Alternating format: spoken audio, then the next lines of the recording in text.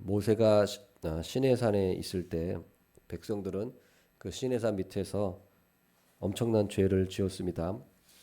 우리가 오늘 읽은 대로 아주 믿기 어려울 정도로 어떻게 사람이 이렇게 악하고 배은망덕할 수 있을까라는 생각이 들 정도입니다.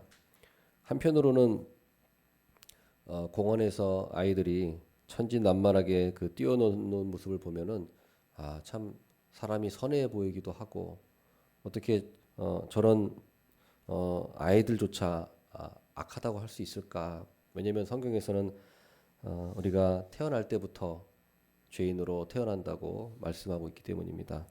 그러나 공원에서 아이들이 뛰놀고 또 예의 바르고 친절한 사람들의 모습을 보면은 어떻게 사람들은 참 선한 것 같기도 한데 그런 생각이 들 때도 많이 있습니다. 그러나 성경은 분명히 사람에 대해서 부패하고 타락한 존재라고 얘기하고 있습니다. 그것은 심지어 하나님의 백성일지라도 예외는 아닙니다. 물론 우리는 하나님의 자녀고 또 의롭다 칭함을 받은 존재이지만 우리의 아직까지도 우리가 아직 천국에 가기 전까지는 우리는 죄인의 습성을 버리지 못하고 죄인된 모습으로 여전히 살아가고 있습니다. 그것이 오늘 시내산 밑에서 우상 숭배하는 이스라엘 백성들의 모습에 적나라하게 드러나고 있다는 것입니다. 더구나 더 오늘 말씀 보면은 이스라엘 백성들이 황금 송아지를 만들고 우상 숭배를 하는 그 이유가 1절에 말씀하고 있습니다.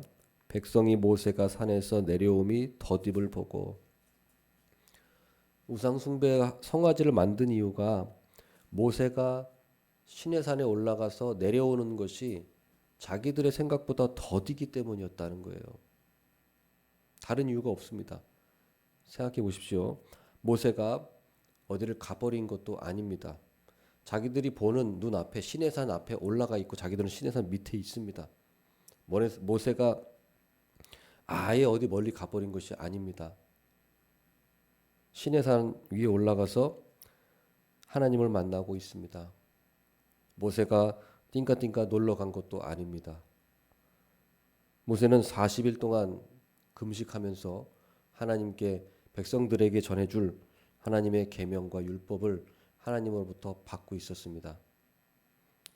이스라엘 백성들도 그것을 다 알고 있었습니다. 그런데 단 하나 이유, 자신들의 기대보다 모세가 더뎠다는 겁니다. 더디 내려왔다는 거예요. 이것 자체도 참 인간의 그런 본성, 부패한 본성을 보여주는데 여기서 그냥 단지 왜 이렇게 모세가 늦게 내려오는 거야? 불평하고 불만하는 정도에서 그치는 것이 아니라 그것도 악하지만 그것도 하나님 보시기에 악하지만 이 이스라엘 백성들은 어디까지 갑니까?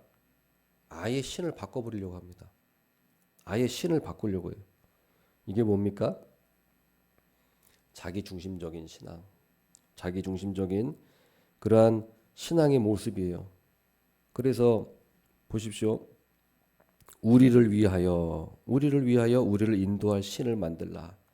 우리를 위하여. 그리고 8절에도 봅니까? 자기를 위하여 송아지를 부어 만들고 그러니까 나를 위한 신을 만들려고 하는 거예요. 근데 이게 사실은 이스라엘 백성들의 사실은 정체.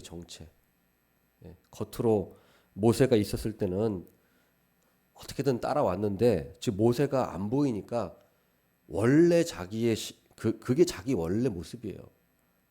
이게 갑자기 생긴 게 아니고 원래 이스라엘 백성들의 모습은 원래 정체성이 이건 거예요. 하나님을 섬기는 사람들이 아니고 사실은 자기를 섬기는 그런 신앙을 갖고 있었던 거예요. 자기도 몰랐을 수도 있죠. 기만한 거예요. 그러나 이제 딱 모세가 자기 눈앞에 안 보이니까 이제 본색이 드러나서 나를 위한 신. 그게 뭡니까? 내가 신이 되고 내가 주인이 되는 종교를 말하는 거예요. 내가 신이 되고 내가 주인이 되고. 그러면 내가 주인이니까 하나님은 뭐가 됩니까? 하나님은 종이 되는 거예요. 종. 예, 거꾸로 됐어요. 거꾸로. 그래서 그게 바로 뭐예요? 나를 위하여 신을 만들라고 하고 신을 만들었어요. 우상을 만들었습니다. 그게 바로 그 행동 자체가 자기들의 그 신앙이 사실은 나를 위한 거였다는 것을 그 자체가 보여주는 겁니다. 그러니까 하나님은 종이니까 자 보세요. 종이 잘못하면 어때요? 종이 마음에 안 들고 종이 잘못하면 어때요? 주인은 종을 바꿀 수 있어요. 주인은 종을 바꿀 수 있죠. 그런데 만약에 거꾸로 생각해 보세요.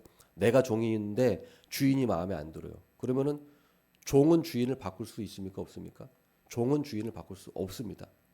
주인이 마음에 안 들어도 종이니까 주인이 마음에 안 들어도 그냥 종은 어때요? 내게 맡겨진 일을 하면서 그냥 하는 것뿐이에요.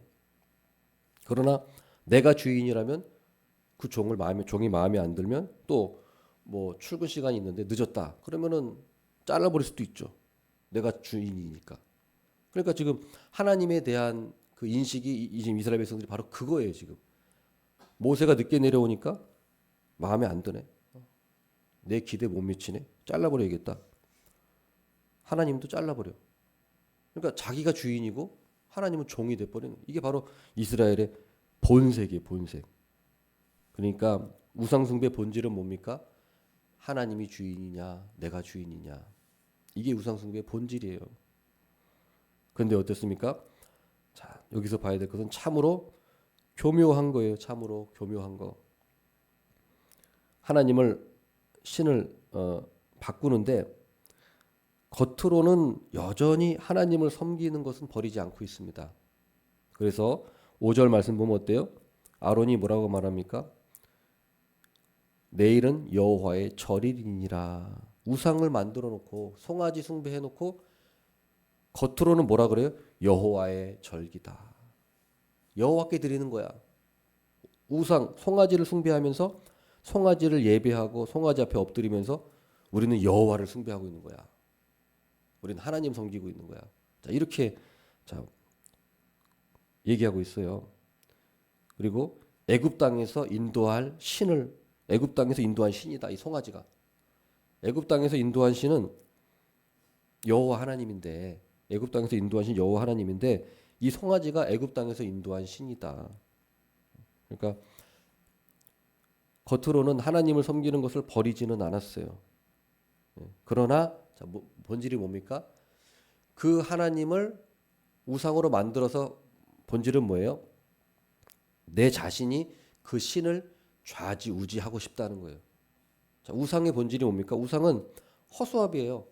내가 내 마음대로 송아지 모양대로 만들고 싶으면 송아지 모양대로 만들고 뭐 토끼 모양을 만들고 싶으면 토끼 모양을 만들고 그건 자기 마음이에요. 우상은. 그러니까 자기 마음대로 만들고 싶고 또 우상은 어때요? 자기 마음대로 이동시킬 수 있어요. 그렇죠? 내가 그 우상을 들고 일로 갖다 놓으면 여기고 여기로 갖다 놓으면 여기가 하나님이 계신 곳이고 그리고 내가 마음에 안 들면 갖다 버리고 이게 우상이잖아요. 근데 하나님은 어떻습니까? 정반대죠. 어때요? 하나님은 어때요? 우리가 하나님을 만들 수 없습니다. 내 마음대로 하나님을 이동시킬 수 없어요. 이스라엘 백성들은 어때? 반대죠. 성막이 있으면 성막을 따라갔지 자기들이 원하는 곳에 성막을 갖다 놓지 않았어요. 성막이 이동하는 곳을 따라갔죠. 이스라엘 백성들이. 근데 우상 숭배는 어때요? 정반대예요. 정반대. 그러니까 결국엔 뭡니까? 우상 숭배는 내가 주인이 되고 내가 하나님께 명령하고 하나님이 내 말을 듣는 존재로 하나님을 전락시키고자 하는 거예요.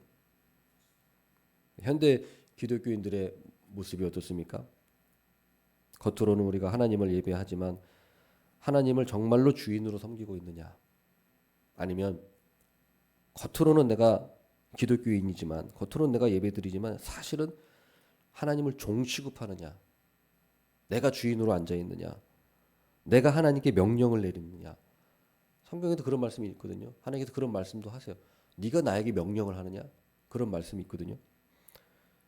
그러니까 내가 하나님의 뜻을 받들어서 수행하는 종이 돼야 되는데 하나님이 내 뜻을 행하는 그러한 종으로 생각하는 거.